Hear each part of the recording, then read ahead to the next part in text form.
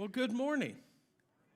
I hope you had a great Thanksgiving. I know mine personally had its highs and lows. The low for me, to be frank, is I had one of those man colds, the kind that are, thank you, Amy, the kind that only compare to childbirth.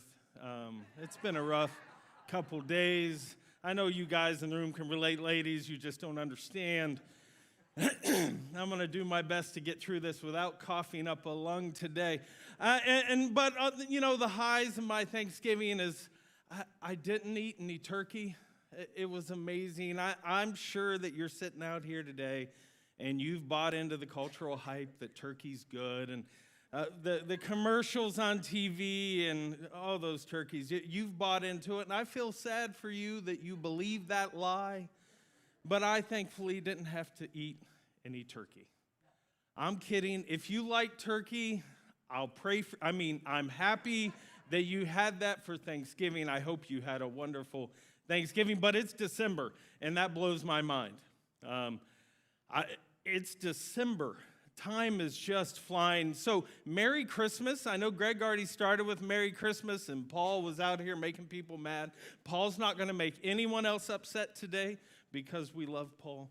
But joking aside, Merry Christmas. And this Christmas season, we're going to be talking about expectations.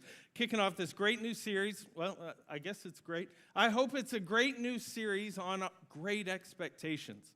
And when I think of Christmas, there's a favorite movie that I have that we're going to watch a little clip of here in a moment. And I've been a fan of this movie for years, and some might say I have I would say I have a humble display that I put up on a bookcase in my living room every Christmas.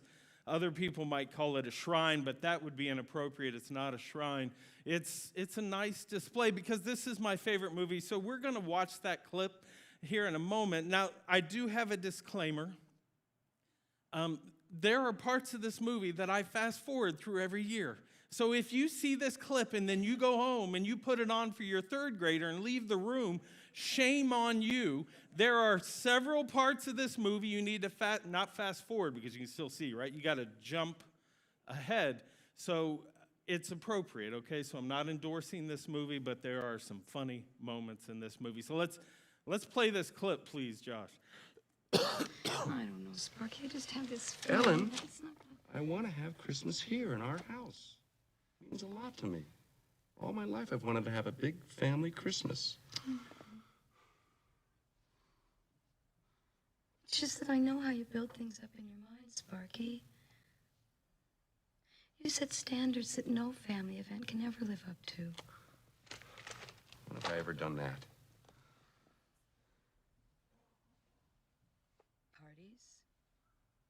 Weddings, Hi, anniversaries, funerals, holidays, vacations, graduations. So this has been a favorite movie of mine for many years, and started watching it with my family, again, with fast forwarding in place. And over time, there would be parts in this movie where my family would just look at me and kind of smile or laugh out loud. And this is one of those clips where Jennifer, my wife, will look at me. In the beginning, she would just laugh hysterically. At this point, I think after 26 years, she just loves me for who I am, which I'm thankful for.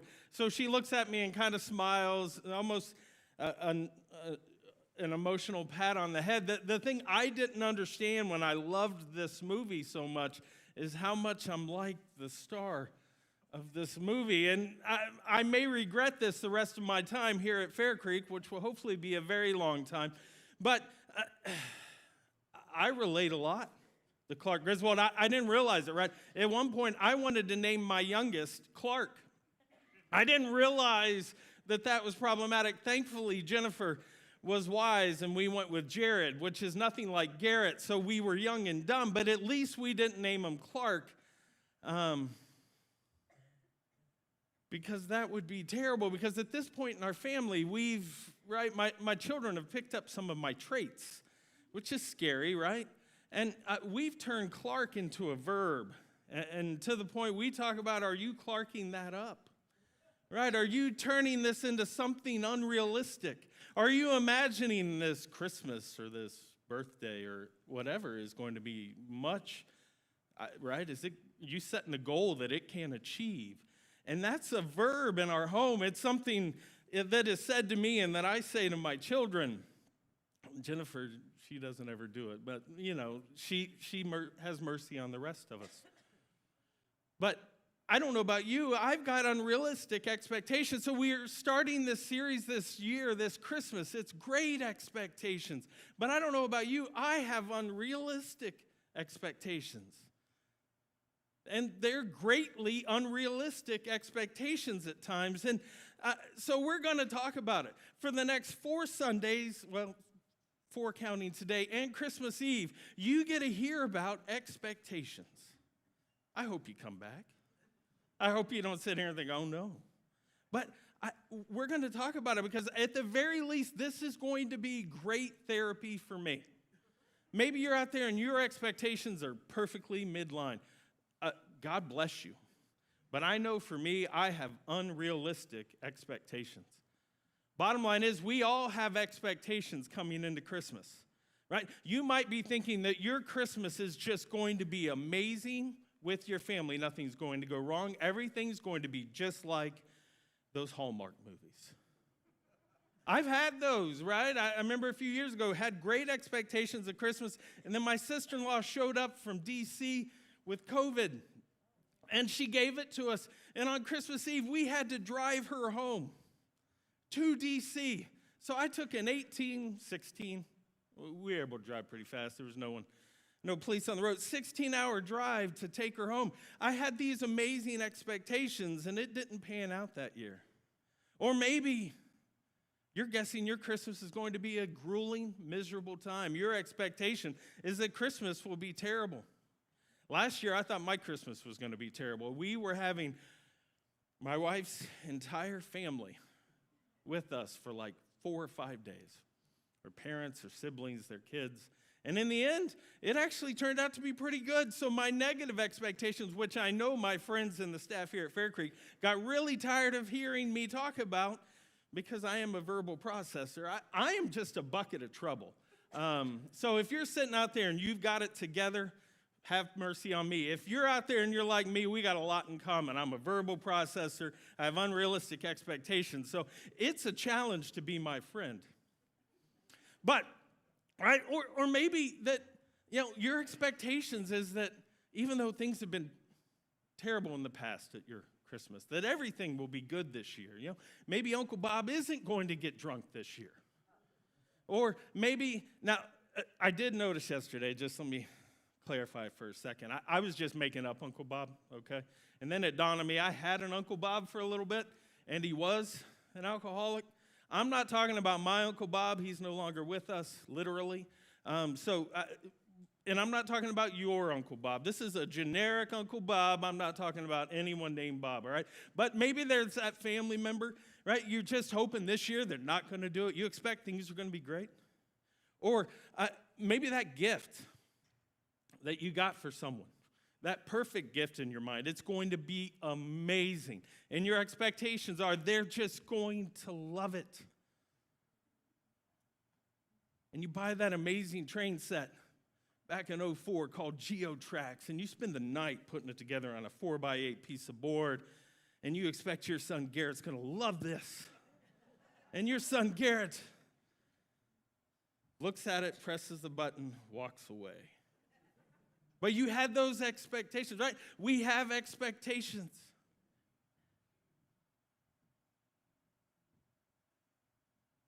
I'm sure we're all sitting here today with expectations, either positive or negative, what our Christmas is going to be. And I've got good news about our expectations, but there's so much more, right? Maybe you're sitting here with the expectation of what Christmas used to be, right? Maybe you talk about a lot about how terrible the commercialization of Christmas has become, right? Christmas just isn't what it used to be. Well, let me break your heart for a minute. You know that Christmas wasn't even celebrated the first 300 years after the crucifixion. Peter, Paul, James, John, none of them celebrated Christmas. The church didn't start recognizing Christmas till the mid-300s AD. In the Middle Ages, Christmas was this rowdy, raucous party, like Mardi Gras. Is that your Christmas? Maybe that is your Christmas. But right, you think of, what Christmas used to be. Well, Christmas used to be Mardi Gras. Mardi Gras Christmas. Our expectations, right? That's not what it used to be. Well, in the late 1600s, Christmas was outlawed in Boston. The Puritans made it illegal. If you walked around with Christmas cheer, they would fine you 5 shillings for saying Merry Christmas. 5 shillings. Christmas was against the law. The reality is the Christmas that we know and experience or look back on fondly was partially made up by Washington Irving in a book he wrote called Old Christmas, where he took different traditions and wrote this fictional book that we base what we call Christmas now on. Now, I'm not downplaying Christmas. The birth of Jesus is huge, but right, our expectations. You know, when Washington Irving wrote this book, there were cities that had outlawed in this country Christmas because people were getting so drunk, so rowdy, and so many fights. What Christmas used to be was a wild party. But our expectations, right? We have this picture in our mind. On the upside, the first eggnog was drank in the 1607 by Captain John Smith in the Jamestown colony. So, hey, eggnog's been around a while, hopefully. That's a positive for you, right? And the other reality of Christmas, right? A study was done recently, 3 in 5. So there's 3 on the front row, 2 on the second, right here. So 3 out of 5 have increased stress levels during the holidays. Christmas causes negative mental health issues every year. The McLean Hospital, which is a mental hospital in the Boston area, it's Harvard University, so Harvard Medical School's mental hospital. So it's supposed to be a good one. And at the very least, it's an expensive one. And they put this out, signs that you may be struggling around the holiday, right? Signs you may be struggling around the holiday. The first one, you're lacking the holiday spirit. You know those people who had their trees put up at the end of October, they're making your skin crawl. Or even if they were put up 2 weeks ago, don't hate me, mine will go up today, right? But you're just not in that holiday spirit. Or you're overwhelmed by grief and loss. Maybe, right? Maybe you lost someone in the last year and this is going to be your first Christmas without them. Or maybe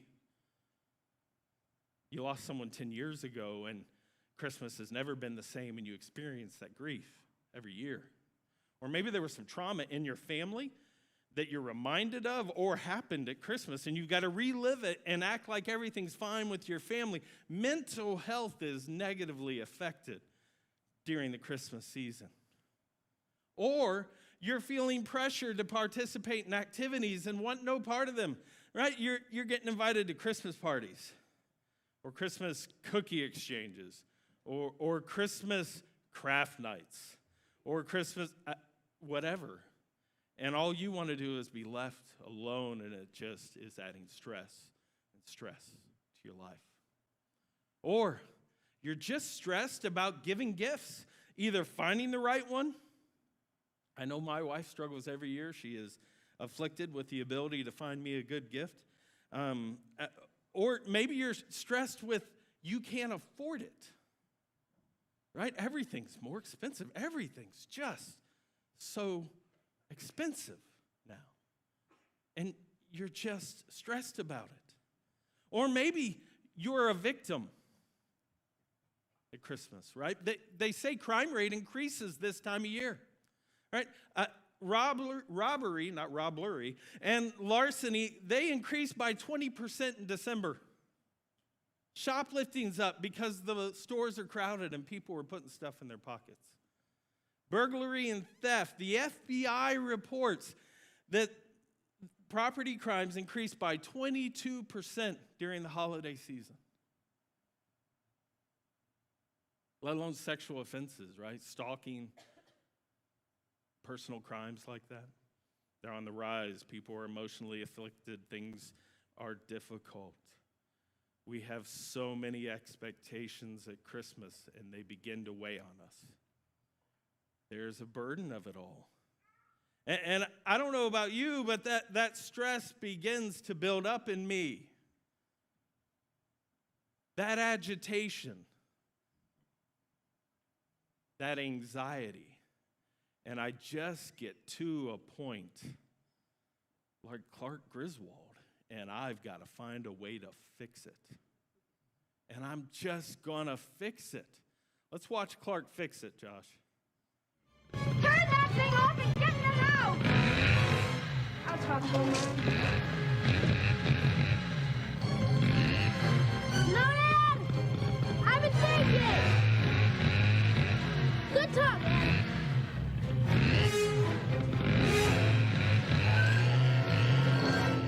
Aren't you just the teeniest bit sorry we didn't get a Christmas tree? I mean, even though they're dirty and messy and corny and cliched. Well, where are you going to find a tree at this hour on Christmas Eve?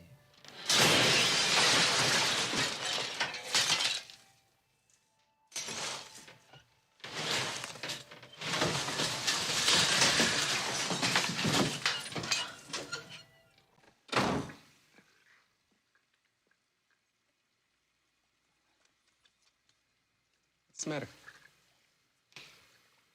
Was that really necessary? We needed a tree. May I remind you that This was all my idea, no? No. I'm well aware of that, honey. Well, could you just keep it in mind the next time you go berserk? Didn't go berserk. Simply solved a problem. We needed a coffin. A tree. There are no lots open on Christmas Eve. Louis burned down my tree, so I replaced it as best I could. Voila. Are you okay? I'm fine, honey.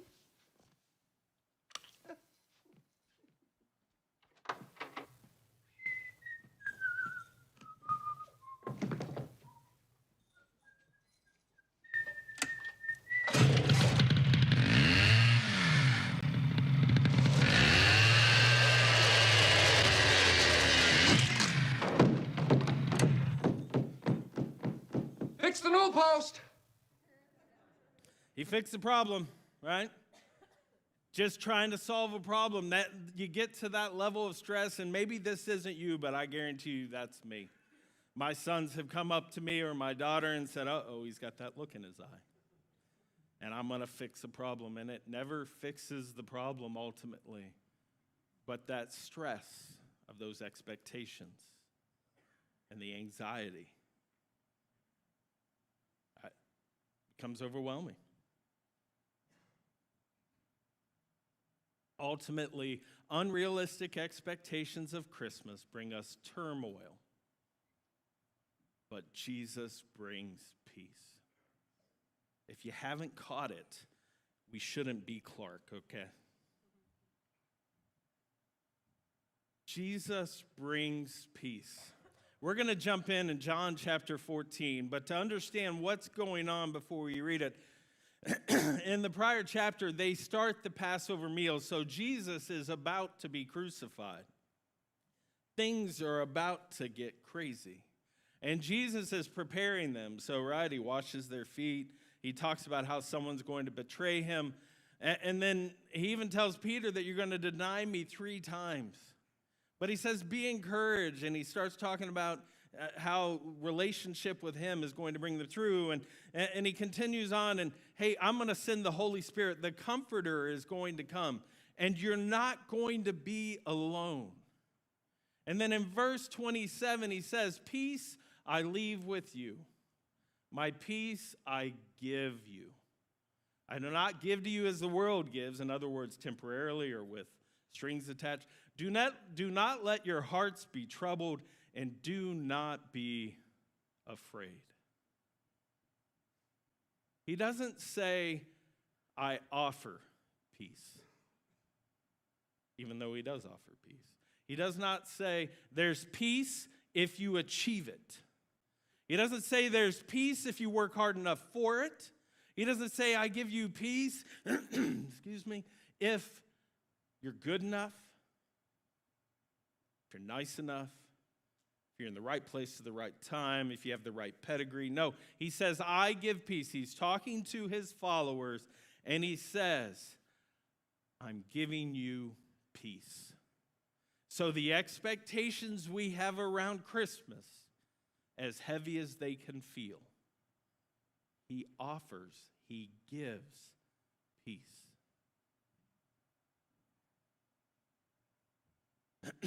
I think the perfect picture of this, or a good picture of this, is in Mark chapter 9. We find Jesus, he's coming down from what's called the Mount of Transfiguration. Jesus has gone up to a high mountain with Peter, James, and John. He is transfigured into his God-likeness. So they see him bright as the sun, in all white. They see Jesus as God. Elijah and Moses shows up. It's this amazing, literal mountaintop experience. And then when Jesus comes down the mountain, he finds his other 9 disciples arguing with religious teachers. So you have an amazing moment. Then he comes down the mountain, and he finds them in an argument. And it says this. What are you arguing with them about? So he wants to know, what are you arguing with these teachers about? A man in the crowd answered, Teacher, I brought you my son who is possessed by a spirit that has robbed him of speech.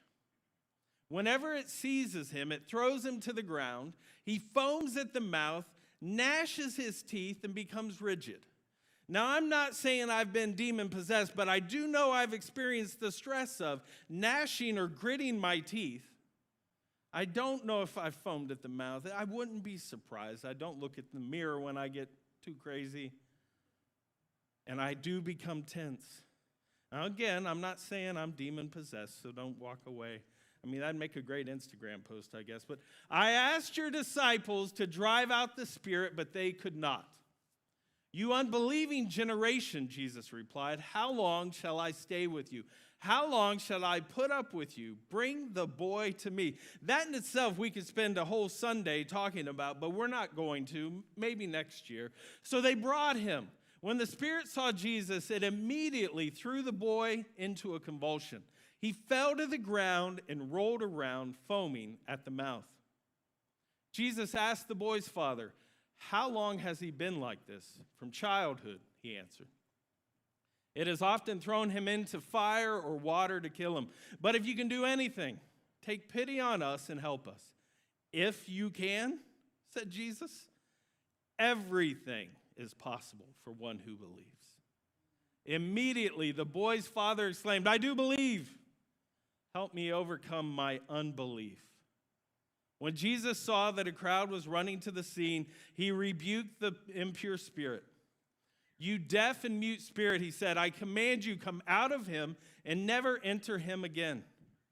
The spirit shrieked, convulsed him violently, and came out. The boy looked so much like a corpse that many said, he's dead. And you've heard it 100 times at a funeral home, or at least I have. I've been at a lot of funeral homes. He looks so peaceful. You don't look more peaceful than when you're dead. That boy was at peace. But Jesus took him by the hand and lifted him to his feet, and he stood up.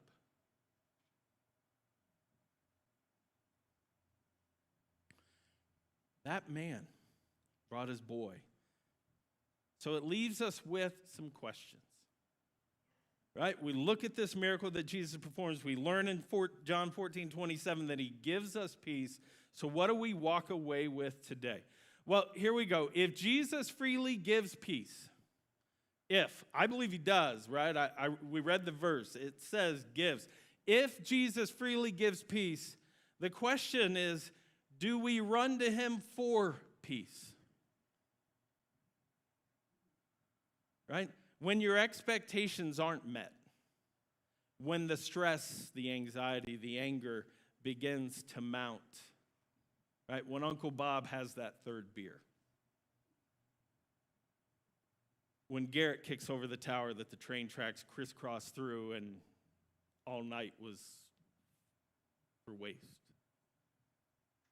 And that stress and that anger begins to mount. Are you thinking of a way to fix it? Or do you run to Jesus for peace?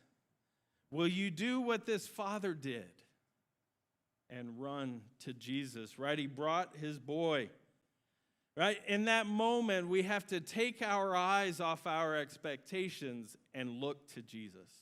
And as practically as at the table with his third beer in his hand or with the train track in pieces, you're saying, okay, God, you can handle this situation. Help me to forget about my expectations and help me look to you and help me to love them. And yeah, pray that he puts the beer down. And yeah, ask God to help you love that little boy that's made you pretty angry in that moment. Right? You run to him for peace. Because he gives peace, we pour out our hearts in these moments, or we should. 1 Peter 5:7 says this. It's not going to be on the screen, but it says, cast all your anxiety on him because he cares for you. In these moments, the stress and anxiety that builds, you've got to put it on Jesus. As I get older, the more, I don't know what's going on, but it's happened more this year than in the entirety of my life. If I get in bed and I've got a lot on my mind, I just keep thinking about it, and I end up not being able to sleep. I just spend the night thinking about it. And in those moments, I'm begging God, please just help me to go to sleep. Rather than the clarity of mind of, all right, God, I'm going to give this to you. I'm going to ask you to handle this. I was reminded as I've been working through this series, because again, this is my therapy. I hope you learned something, but this is my therapy or my spiritual growth, where I'm learning that I need to take more time alone with God, so that when those moments of stress and anxiety come, it's easier for me to run to him for peace. I'm putting changes in place in my life this week to be better prepared for when that anxiety builds. But we need to run to him for peace because he cares for us and he gives us peace. The next question we have is, do we believe his peace will actually impact our lives? Right? The Father said it. Right? He said, if you can heal him. And Jesus says, hold on, what do you mean if? If you believe, I'll heal him. And that prayer that statement, which was a prayer because he was talking to God, I believe, please help my unbelief. I don't know about you, I believe there's things that can happen. I just don't think they will, right? I believe this figment of my imagination, Uncle Bob, that God can heal his alcoholism and change his life and his family tree. But sometimes I just don't think he will. And that's the idea. I believe it can happen. But believing it will, and believing that God will work in that life, that's where it's a challenge for me. That man believed that God could do it. He believed that Jesus could heal his son, but he didn't know if it was actually going to happen. And Jesus said, all things are possible for those who believe. And yes, you could get some real crazy theology out of that, so don't, all right? But in that moment, when things are boiling down or boiling over, and the stress level is beginning to mount, do you actually believe that Jesus can change that situation? Well, the answer to whether you do or whether you don't, right?